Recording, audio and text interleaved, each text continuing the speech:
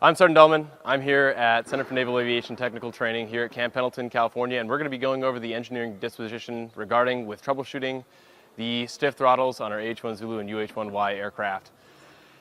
One of the first steps we're going to do is we are going to verify that our collective sticks are in the full down position, and from there we are going to take our digital protractor and verify that both of the sticks are within 2 degrees of each other. The digital protractor is set on the sticks in this position right here. Turn it on. You're going to zeroize it based on the pilot stick and then move it over to this position in order to verify that it's within plus or minus 2 degrees, as well as in order to verify that it's at both the full down, the full up, as well as once you get those measurements and divide it by 2, you can find the middle of it. After that, we are going to use our friction tool, and we are going to measure the friction utilizing this as well as a dial indicating torque wrench. After we've put the collective back down in the full down position and tightened the friction collet set, we then need to lock out our flat idle solenoids using a 5/8 wrench or similar work aid. From there, we are going to roll the throttles all the way through.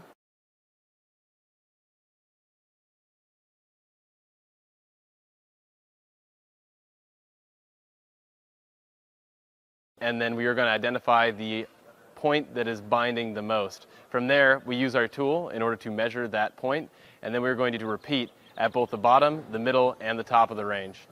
After identifying a stiffer binding area, we then, utilizing our dial torque wrench, we're going to actually measure the amount of force it takes to get past that and record it into our tables. All right, in order to take the measurements, we're going to slowly apply pressure to the torque wrench and then record the maximum force achieved. We're going to do this in all 3 positions, full down, middle, and up, and all of the figures are going to be recorded into the table, and from there we're going to take the average of all of them. And if it exceeds the limits, then we need to do further troubleshooting after that. In order to get the friction measurement from point A to B, we need to disconnect the aft vertical control tube located in the hellhole. To get point A to C, we must disconnect the cable assembly from the PAS jack shaft.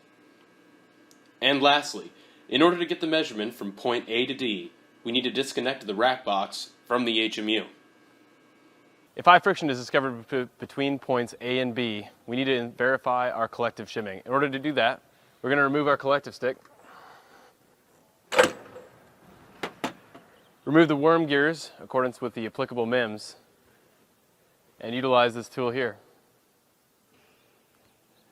If the friction measures high between A and C, then we need to verify that the upper and lower bell cranks are installed in the correct holes. If it measures high between A and D, we then need to verify that we have proper thread engagement on the PAS jack shaft from the PAS cable and verify that it's not kinked in any way, shape, or form. And then we also need to verify that the PAS spindle doesn't have any broken teeth, graphite buildup, or anything by pulling the cap. If it's none of those, it's probably the HMU, and you can verify the breakaway force using the sockets. Once you figure out what is wrong, remove and replace the component with the applicable MIMs, and then return the aircraft back to its natural state.